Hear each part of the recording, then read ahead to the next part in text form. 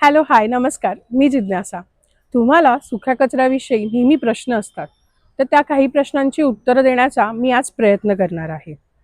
पहिला प्रश्न तर माझाच आहे. हे प्लास्टिक रिसायकल होतं?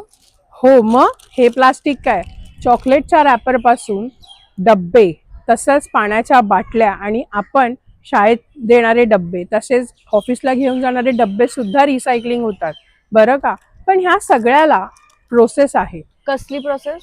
प्रोसेस म्हणजे बॉटल फॉर चेंज ह्याविषयी तुम्हाला योग्य माहिती देतं. बॉटल फॉर चेंज हा बिस्लरीचा एक उपक्रम आहे जो मुंबईत राबवला जातो. मुंबईत वेगवेगळ्या भागामध्ये वेगवेगळे उपक्रम बॉटल फॉर चेंज राबवतं. त्याच्यामध्ये तुमचं हे जे प्लास्टिक आहे ना, हे प्रॉपरली रिसायकलिंगला जातं.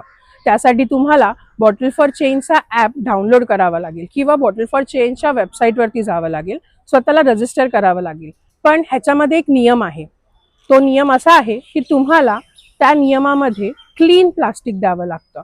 म्हणजे ज्या दुधाच्या पिशव्या आहेत त्या सुद्धा धुवून सुकवून द्याव्या लागतात. परत असलेले जे डब्बे आहेत त्याच्यामध्ये जर खाणं शिल्लक असेल तर ते खाणं हे ओल्या कचऱ्यामध्ये जातं, जे तुम्हाला मी आधीच सांगितलं होतं. तर ते डब्बे सुद्धा धुवून घासून आणि सुकवून द्यावे लागतात, म्हणजे ते रिसायकलिंगसाठी व्यवस्थितरित्या जाऊ शकतात. ओके, मला प्लास्टिक बद्दल तर कळलं, पण हे टीन रिसायकल होतं? हो, हे टीन सुद्धा रिसायकलिंग होतात. इवन घरातले रद्दी पेपर, तसंच घरात येणारे पुठ्ठे, थर्माकॉल, या सगळ्या गोष्टी रिसायकल होतात. त्यासाठी पण प्रोसेस आहे. कसली प्रोसेस? प्रोसेस म्हणजे अनेक संस्था मुंबई स्तरावरती काम करत आहेत. तुम्ही जर गुगल सर्च केलं तर तुम्हाला संस्थांविषयी माहिती मिळेल आणि तुमच्या नियर बाय MRF सेंटर, जे मटेरियल रिकव्हरी सेंटर्स आहेत, त्यांच्याबद्दल सुद्धा माहिती मिळेल. जर तुम्ही असेच टीन किंवा तुमच्याकडच्या काचेच्या बाटल्या किंवा असे जे पुठ्ठे कागद जमा करून ठेवली तर त्या संस्था सर्व्हिस सुद्धा प्रोव्हाइड करतात.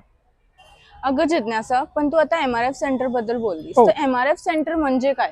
MRF सेंटर म्हणजे मटेरियल रिकव्हरी फॅसिलिटीज, ज्याचं नाव पहिलं होतं सुखा कचरा वर्गीकरण केंद्र. 2008 पासून ही कॉन्सेप्ट चालू झाली. मुळात ह्या कॉन्सेप्टमध्ये कचरा वेचकांना त्यांच्या एका जागेवरती कचरा आणून देणं आणि तो सॅग्रिगेशन करून रिसायकलिंगला पाठवणं व त्याच्यावरती व्यवस्थितरित्या पुनर्प्रक्रिया करणं, यासाठी MRF सेंटर्स बृहन्मुंबई महानगरपालिकेने दिले. व त्यासाठी त्यांनी संस्थांना हे देताना एक क्रायटेरिया ठेवलेला की संस्था या कचरा वेचकांच्या असाव्यात. तसेच ह्यामध्ये अनेक ठिकाणी छोट्या छोट्या जागांमध्ये कचरा BMC आणून देते आणि त्याच्यामध्ये कचरा वेचक जागेवरती सॅग्रिगेशन करतात आणि त्या सॅग्रिगेशनला पुनर्प्रक्रियेसाठी पाठवलं जातं. पण BMC हा कचरा कसा आणते, तर जसं मी आधीच्या व्हिडिओमध्ये तुम्हाला सांगितलं होतं की BMC 2 गाड्या प्रोव्हाइड करते, ज्याच्यामध्ये एक आहे ओल्या कचऱ्याची आणि दुसरी आहे सुक्या कचऱ्याची. ह्या ज्या सुक्या कचऱ्याच्या गाड्या आहेत ह्याच MRF सेंटर्सवरती येतात, त्या खाली होतात आणि त्यामधला कचरा वेगवेगळ्या रीतीने सॅग्रिगेशन होतो आणि तो पुनर्प्रक्रियेसाठी जातो. तर कधीतरी तुम्हाला असे प्रश्न पडले असतील की रस्त्यात ज्या बायका दिसतात किंवा पुरुष दिसतात, जास्त तर ह्या क्षेत्रात बायकाच आहेत, ज्या स्वतःच्या खांद्यावरती मोठे मोठे गाठोडे घेऊन चालतात, हातात एक काठी असते, जी काहीतरी शोधत असते त्यांची नजर नेहमी. तर त्या नजरेत सुखा कचरा दिसतो, ज्याच्यामध्ये अनेक प्रकारचा सुका कचरा त्यांच्या दृष्टीने दिसतो, जो आपल्यासाठी निकामी असतो. त्याच्यामध्ये काय काय असतं, तर पुठ्ठा, टीन, मेटल, कागद, लोखंड आणि E-वेस्ट सुद्धा. कारण की खूप जणांना माहितीच नाहीये की E-वेस्ट साठी सुद्धा एक वेगळी प्रोसेस केली जाते. E-वेस्ट सुद्धा रिसायकलिंगला जातं, तेही सुक्या कचऱ्यात येतं. म्हणून खूपदा त्या महिलांना सुद्धा E-वेस्ट हे कचऱ्यात सापडतं. मग त्या सॅग्रिगेशन करतात आणि ते त्यांच्या पोटलीत भरतात.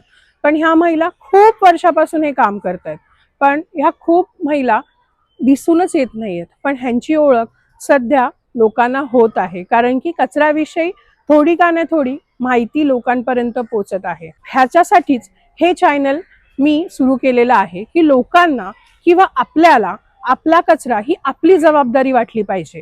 त्यामुळे माझं चॅनल सबस्क्राईब करा, लाईक करा आणि फॉलो करा. धन्यवाद.